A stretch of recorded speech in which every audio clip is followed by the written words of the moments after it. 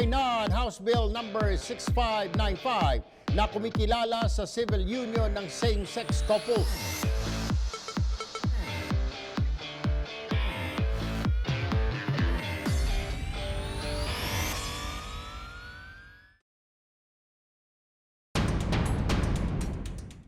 Good day and welcome to Pros and Cons, where we ask the hard questions and you decide which side of the truth you would choose to believe. Same-sex unions have become a controversial issue in the predominantly Catholic Philippines. Giving members of the LGBTQ community the right to marry is not allowed by the Catholic Church. The same is being pushed in Congress as the country does not legally recognize same-sex unions. But with the recent legalization of same-sex marriage in Taiwan and the increasing awareness and openness towards the LGBTQ sector, more Filipinos seem to welcome this type of union. Today in Pros and Cons, we raise the question, should same-sex unions be legally recognized? Should same-sex couples be allowed to marry like regular couples? Is it time for the Philippines to legally welcome same-sex partnerships as part of our society? I'm Joel C. Egco, your moderator for the day. Filipinos are becoming more accepting of the LGBTQ, or lesbian, gay, bisexual, transgender, and queer community. But having members of the same gender marry remains a touchy subject. Today, more than ever, is a good time to weigh in the pros and cons of recognizing same-sex unions or marriage, sabi nga nila. So, kasama po natin sa ating palatuntunan ngayon, walang iba kundi si Atty. Jesus Falcis, public interest lawyer, no? And one of the petitioners, kung di ako nagkakamali, attorney, no? Petitioners sa case na i-allow before the Supreme Court. Before the Supreme Court. Thank you for having me, sir. Yes, yes. And what keeps you busy ngayon? Sir, I have a daily radio show on a network. All right. With another Attorney renowned, Bruce Rivera. yes, another Yes. renowned lawyer. Yes. So what happens now that nandun yung correct me if I'm wrong, pero I think you're waiting for the judgment now from the Supreme Court. It's up for resolution na, sir. It's submitted for decision since last year. And you're waiting for it. The decision can come out anytime. Anytime. All right. So it might come as we speak. As soon as this year or as late as never. All right, thank you, thank you. To my left po ay kasama po natin si Mr. Rolando, Delos, Reyes II. Tama Yes, po ba? opo. Siya po ay board member ng Pro-Life Philippines. And I assume you have a different opinion on the subject matter. Yes, sir. Yes, Opo. and you're not in favor of same-sex marriage? Yes, I'm not. You are not? I'm not. So, yung sa Pro-Life, what's your program now? Well, pro-life primarily is defending the family and especially yung life pa lang, yung the right to life is the most basic human right, no? So, pero yun nga, sa pagtingin natin dito ay ano nga ba ang institusyon ng pamilya at ano ang mga circumstances na nakapaloob sa isang pamilya na dapat nating proteksyonan. At isa nga sa amin isinusulong ay yung pagprotekta sa institusyon na kasal, no? Kasi for us, marriage is not a right, but it is an institution. And it's actually being said already sa ating constitution. Alright. Mamaya. And mamaya, pag-usapan natin, Pag-usapan natin yan. tayong tatlo, kung qualified ba dyan sa, di ba, sa institution na yan, Yeah. kung same-sex. Oh. Pero ito yung irony of it, no? I'm an ex-seminarian, but I'm an LGBT. All right. But I do not approve of same-sex All marriage. right, we'll get back to you, sir. Thank you. When we return, we'll talk about same-sex marriages and unions and whether it deserves a place in Philippine society. We'll be right back.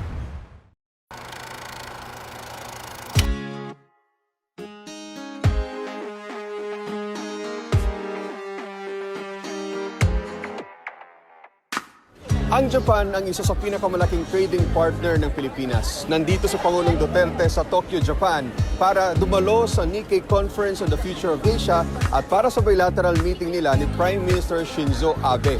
Bukod dito, nakipagpulong din ang Pangulo sa mga negosyanteng Hapon para hikayatin pa silang mamuhunan sa Pilipinas. Nasa mahigit 20 business agreements ang nilagdaan dito at inaasahang 300 bilyong piso ang halaga ng investment na may huwi ng Pangulo mula sa biyaheng ito.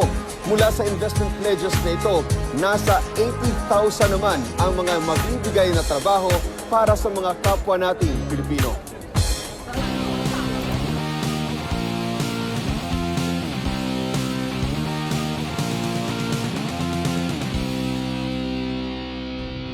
In the next few years, we anticipate increased trade and investment flows because of the strong momentum generated by decades of deep economic cooperation.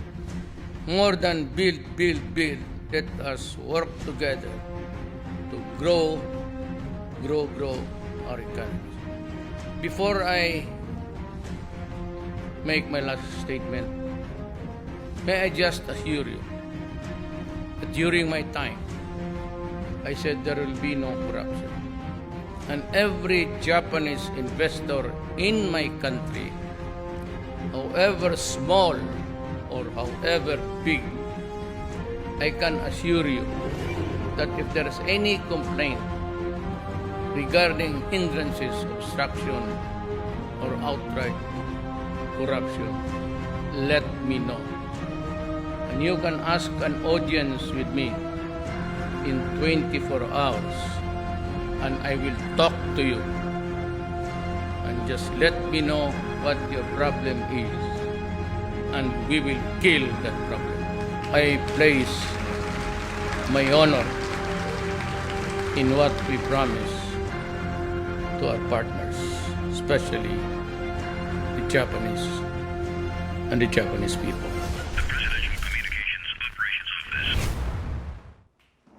We're back on pros and cons. Let's begin today's discussion. No, before we pause for a break, ay may sinasabi kanina si Sir na although you admitted that you're a member of the LGBT community, Yes. you're against it. Yes. But my first question goes to Atty. Falcis. Is the Philippine society ready for same-sex marriage? How do you see it? Ako po, ang sagot ko dyan, paradoxically, yes and no. Paradoxically meaning, parang paano naging yes and no at the same time. Yes, it's ready kasi kung titingnan natin last year, we had the biggest Pride March. 25,000 ang nagmarcha. When you sa say Pride March? Marikina. Mga taong sumusuporta. Parang gay pride ito, no? Gay Pride. Alright. But not just for gays. Straight okay. allies can come. Alright. May mga corporations na Okay. umattend. 25,000. 25,000. Imagine. First time ever yun na ganun kalaki. Tapos makikita natin madaming mga nanalong mga politicians in favor of same-sex union or anti-discrimination bill. Na-re-elect si Congresswoman Geraldine Roman, si Speaker Pantaleon Alvarez, former speaker, nanalo ulit. Sa Senate naman, mas madami tayong allies.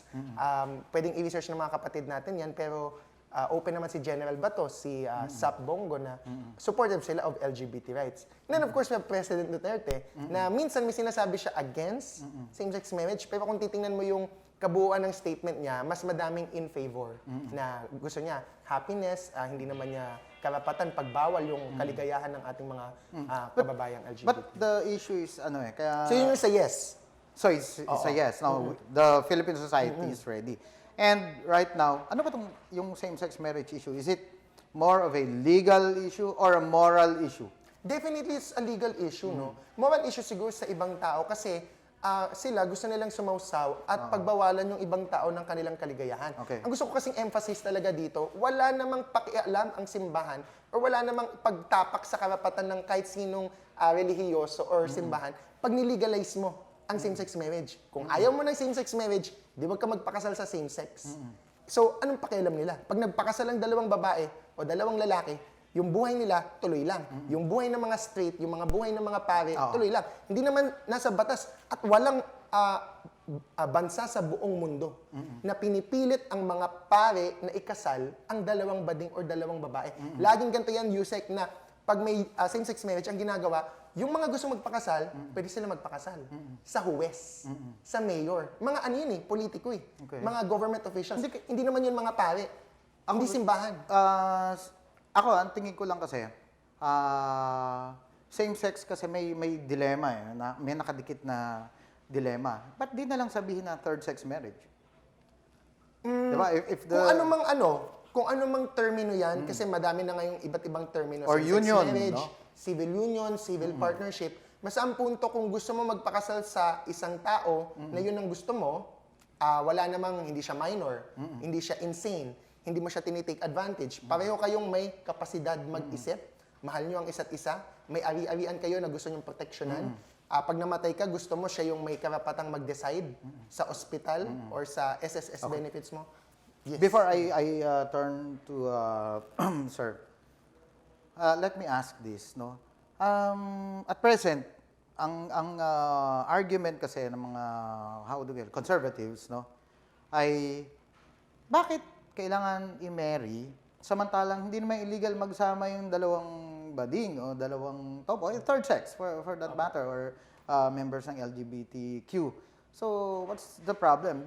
Nagkaroon lang ng problema na gusto ikasal. Pero, kumbaga parang common law partner sila And it's allowed, the union, di ba? So, what's the need for, Baliktarin natin yung tanong. Alright, sige. Baliktarin natin. Bakit kailangan magpakasal ng dalawang tao na isang lalaki at isang babae?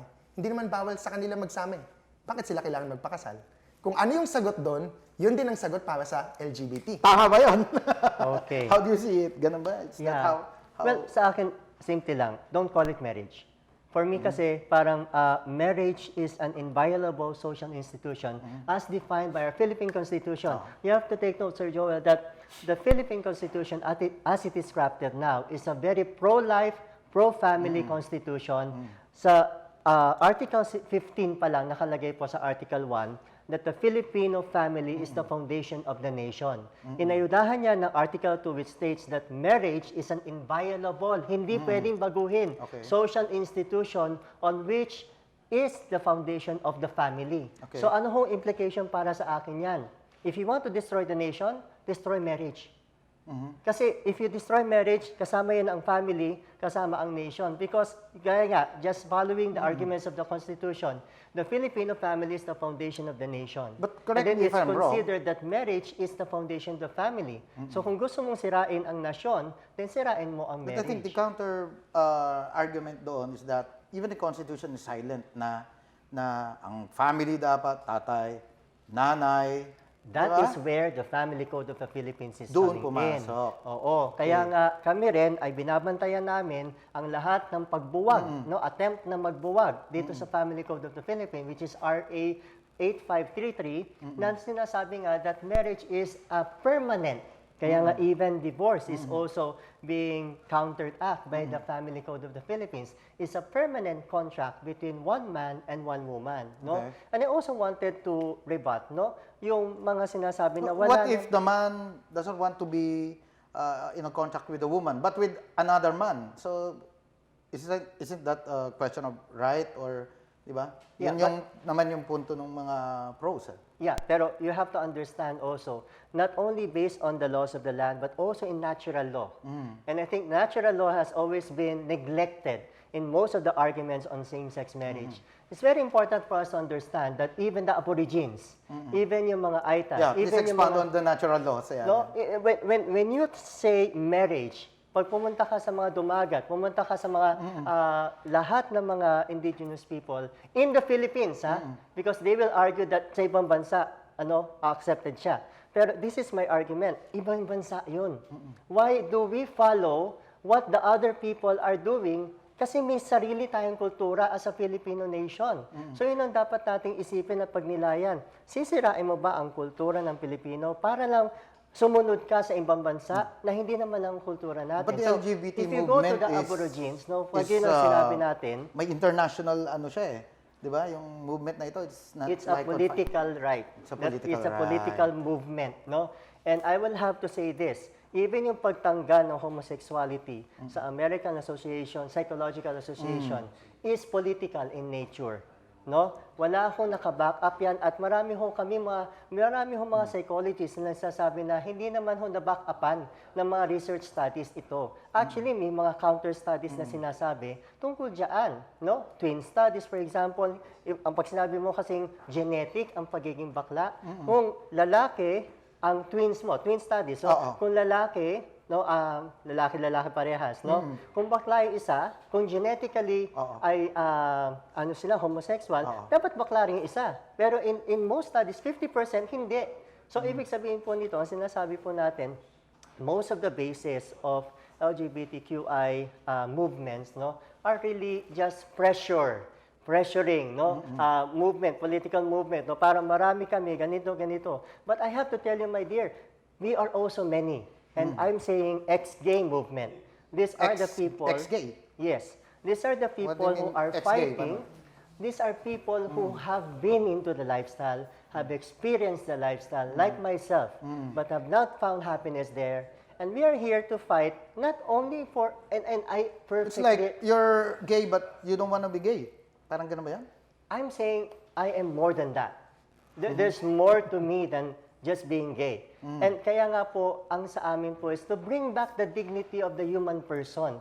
That we should not just be defined by our sexual orientation and gender identity. That's not our definition of our identity. So kaya nga po, we're fighting against same-sex marriage because we see the importance of the common good. Okay. Na, Attorney, natural laws daw are neglected. Una sa natural law sa Pilipinas, no, may babaylan tayo nung pre-colonial history. So kung ayaw ni Sir doon sa mga Western movements, dapat sisihin niya yung mga colonizers natin na binura itong ating pre-colonial history. Sa Pilipinas, natural law means that same-sex couples were allowed before. Babaylans, may trans yan. Babaylan, pwede yan magsama with another guy or another girl. If they're the same sex. Yes! So, mali yung kanyang history. Actually, the babaylans are the medics and doctors, no? And some of them are eunuchs, no? So, hindi po sila nagpapakasal. So, yun po yung dapat nating tandaan. So, pag pumunta tayo, kasi Hindi naman daw kinakasal. So, kasi ang punto ni Bisabel dito is, ano nga ba ang pananaw ng mga katutubong Pilipino sa terminolohiya na kasal. Okay. Sa kanila, no, when you go on natural law, which is the written law in man, pag sinabing kasal, maliwanag pa sa sikat ng araw, ang ibig sabihin sa kanila, kasal ay sa lalaki at sa babae. BS ang natural law. Bakit BS ang natural law? Ano ba ang natural law? It is whatever anybody says. Opo, ang batas kasi, it is a human construct. Ang ibig sabihin ng social construct, binubuo natin kung ano mang idea ang gusto nating buuin. Ang pera, hindi naman yan natural eh. Madaming hindi natural ngayon, medicina, surgery. Hindi yan lahat natural. mag-open daw ng floodgates to na you can love anybody and everybody. Of course not. May standards yan, sir. Basta nasa isip ka, basta may edad ka, basta alam mo kung sino yung gusto mo talaga na makasal mo at walang asymmetry of power, hindi mo tinake advantage, hindi mo finorce, hindi mo winape, etc. Bakit hindi kayo pwede magpakasal? Dalawa kayong adults. Anong pakialam ng ibang tao sa buhay mo? Yes. All right. Let's take a short break. When we return, we'll check out what social media is saying about today's topic. Exciting ito. Don't go away.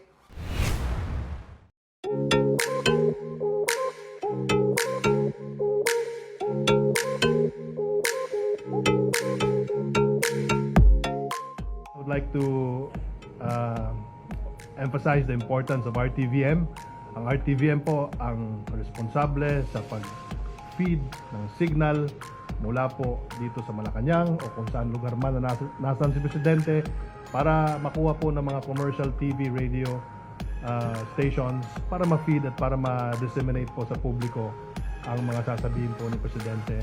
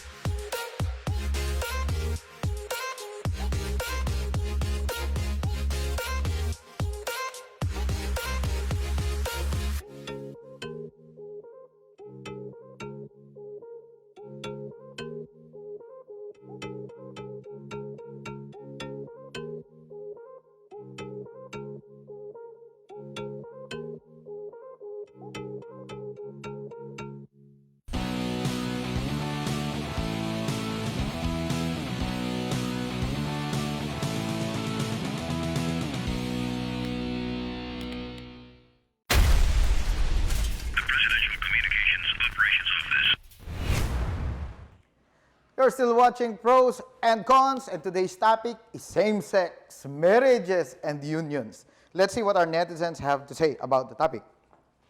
Okay. Alam niyo po, before we started the show, may poll question tayo sa PNA website. At ang question ay, are you in favor of legalizing same-sex unions in the Philippines? Pabor ka bang gawing legal ang same-sex union dito sa Pilipinas? Sabi ni Belia, medyo mahaba ito. This is a secular issue, not religious, sabi niya. Whether we like it or not, same-sex partnership is happening since time immemorial. We can stop being hypocrites by acknowledging this reality, and their rights must be recognized and per the laws, properties, next of kin, health issues, business, corporate legalities, and parenting if they decide to adopt or even have their own kids. Have their own kids. Surrogacy. Okay. IVF. Surrogacy. Well, the religious groups can uphold their doctrines, but state can enforce equal rights to its citizens regardless of their gender classification. Well said. Pero hanap pa tayo ng isa. Ito naman. Ito.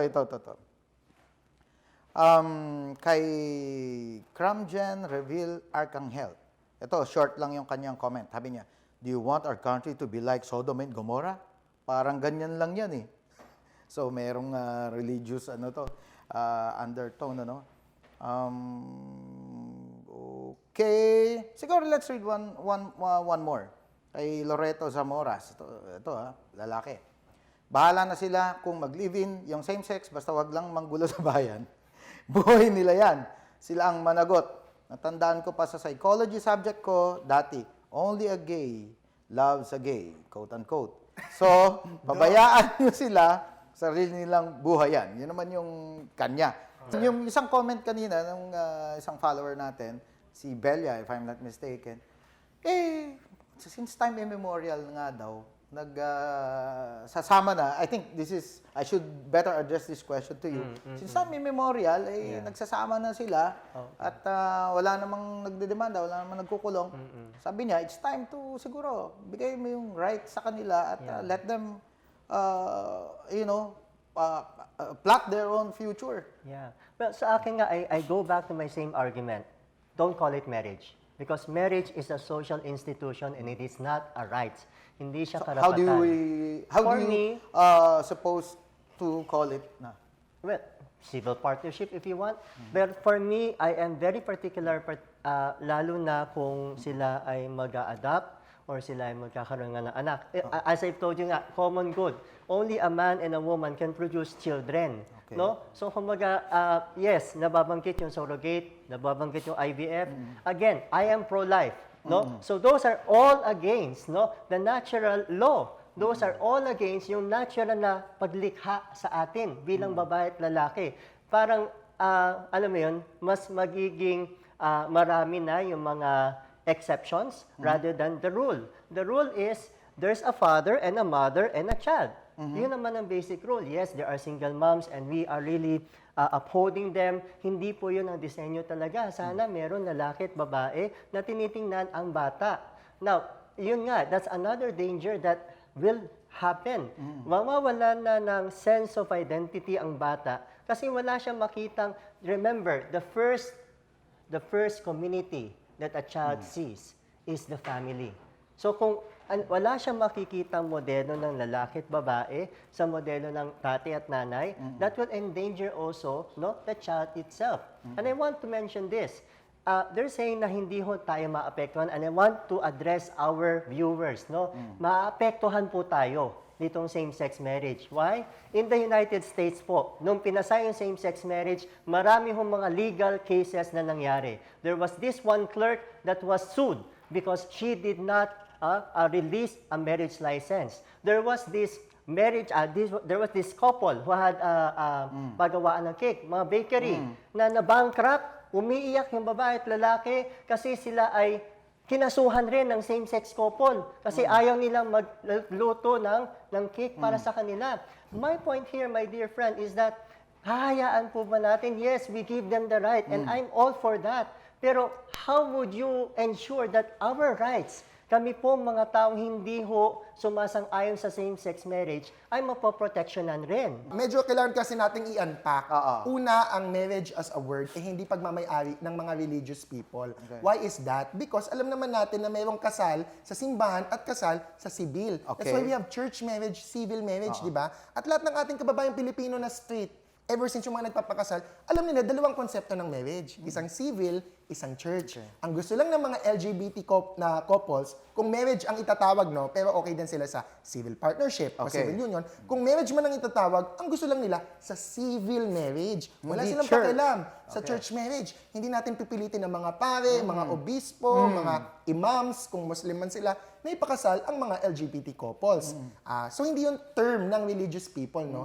Since time immemorial, dun sa comment kanina ng ating isang netizen, hindi naman ako mag-agree na since time immemorial na may nagsasama as married couples. Kasi ang marriage naman, again, it is a human construct. Gawa-gawa lang natin yan eh. Hindi naman yan, kahit religious term yan, gawa-gawa lang din yan ng religious term. Ang tanong, pag ginawa natin yung term na yan, anong meaning ang ibibigay natin? Hindi ba yan pwede mag-evolve? Lahat ng mga human terms or ideas, pwede mag-evolve kahit ng estado, kahit ng ating nation. We evolve what we mean about it. Like foundlings. Balikan ko yung sa kaninang segment, di ba? Ang Constitution silent on marriage as being between a man and a woman. Si Grace po, as a foundling, wala din siya sa konstitusyon na siya ay citizen ng Pilipinas. But the Supreme Court, Naalala ko yun, yes. because kung silent ang konstitusyon, ang approach ng Supreme Court at ng hustisya, ang approach is ilawak mo kasi hindi naman pala pinagbawal eh. Kung hindi explicit na pinagbawal at maglilid siya sa diskriminasyon against a foundling, lawakin natin ang ibig sabihin ng konstitusyon. Ganon din sa same-sex marriage because marriage does not limit it in the constitution. Family code is a inferior law. Ano yan? Baliwala yan. Kapag sinabi ng family code na between a man and a woman, hindi yan ang titingnan natin. Ang titingnan natin yung konstitusyon. So kung ang konstitusyon hindi mo nilimit to a man and a woman, sasabihin dapat ng Supreme Court na wag natin ilimit. Now, as to the other arguments, syempre, balik tayo. Bakit ba kailangan ng dalawang bading or dalawang lesbian ang same-sex marriage or civil partnership? Kung ano mang term yan. But ako, gusto ko syempre, same-sex marriage. Una, karapatan sa pagkakapantay-pantay. Okay. Karapatan ng marriage, Usec, sinabi niya ng Supreme Court. It's a right. Republic versus Manalo, 2016 decision. So, it cannot be a privilege or just an institution. The other is, bakit kailangan yan talaga ng couples is, like straight couples, walang legal rights. Ang mga LGBT couples, kahit nagsama na sila for 50 years. And meron tayong mga Pilipino, nagsama na for 50 years. Pinundar nila yung bahay together. Mapupunta yung bahay kanino pag namatay yung isang partner. Not to the partner, not to the LGBT partner, but to the family who might have already rejected and say, ayaw namin sa'yo, bading ka eh. Imagine, yung pamilya mo makakakuha na hindi ka naman in-accept. Hindi ka tinanggap. Yung partner mo hindi makakatanggap. So, isa lang yun sa isang sitwasyon, Usec. Madaming unjust discrimination na nangyayari kung walang legal rights. I see. Now, my point Quick here is, reaction. what about the discrimination against those with religious Ayun. freedom? Hindi ko Kasi ang nasagot yan. problem kasi noon is, ang nangyayari nga is, yes, we give them these rights and then they backfire to us. Na parang tayo na ikukulong, tayo na i-discriminate. Mind Okay. you, I was Okay. not given a chance to pursue my PhD just because I have this position. So just imagine that, no? My application for a PhD was denied Na-discriminate ka pa because of that. I have this position. So parang ang Because problema maybe pa you noon- applied to a liberal university, then you should apply to a conservative So, university. ibig sabihin po noon, may discrimination nga na nangyayari. Eh, kayo din naman yung discriminate eh. Bakit ang LGBT pwede pa pumasok sa, group nyo kung supported sila ng same-sex marriage? Obviously, hindi nyo tatanggapin sa association nyo. Common sense, sir. Common So kung sense ikaw, din. anti ka ng same-sex marriage, hindi ka tatanggapin ng university for a PhD kung yung Alright. university na yun support same-sex marriage. Alright. Pero sagutin ko yung Ayan, discrimination sagutin against mo na you, yung sir. discrimination. Alright. There was no sige. discrimination because Usec, tanda natin, ang government officials should be impartial to everyone. Ang Pilipinas is not a theocracy. It is Okay. a democracy. It is a republic. Hindi tayo Catholic Taliban. Hindi din tayo Islamic State. Walang problema sa Catholicism. Walang problema sa Islam. But hindi tayo nagbe-base ng ating batas on those religions. And therefore, yung sinasabi ni Sir sa US na yung clerk of court pinunish because she denied a marriage license to an LGBT couple who applied after the US Supreme Court said it should be legal, there's no discrimination there because it's your job. Huwag kang maging clerk, huwag kang maging part ng government kung ayaw mo ng same-sex marriage. That's You should be discrimination. neutral. No, that's not discrimination by discrimination. itself. So bakit ang judge, pwede na sabihin, mga bading bawal kayo kapag sinabi na ng batas, pwede? You cannot take the law into your own hands. You cannot take the law into your own hands as well. Mind you, I'm not after morality. My point here is this. Don't push your morals on us. Don't push your morals on us. The same way. Don't push your morals on us by denying same-sex marriage. But you're also pushing your morals on us by Referee muna ako. pushing it. Okay. Mainit po ang Kailangan talakayan. mo ba magpakasal kung may same-sex marriage? Of course not. Attorney Jess, Sir Roland, Sir Rolando, well, we don't have much of the time, but we're going to have part 2 of this discussion Yes. next week. So, thank you muna, Attorney Jess Falcis and Mr. And Rolando. ako have nothing Delos, personal against sir. Reyes, Yes, Usec. I just want to clarify. I'm always heated when there's an Yes, we argument. appreciate your being here on the show. Babalik po tayo. Yes. Next week, tutuloy natin to. Part 2. At ako'y excited din, ha? Tune in again next week as we discuss another issue of national interest. And this one it is. For your comments, suggestions, and questions, visit our Facebook page and the PNA website. You may be for or against. You may agree or disagree. In the end, we are all Filipinos working towards the same goals. Will you choose what's right or will you stay on your side of the truth? Once again, this is PNA Supervising Undersecretary Joel C. Egco. Thank you and see you on the next or part 2 of this episode of Pros and Cons.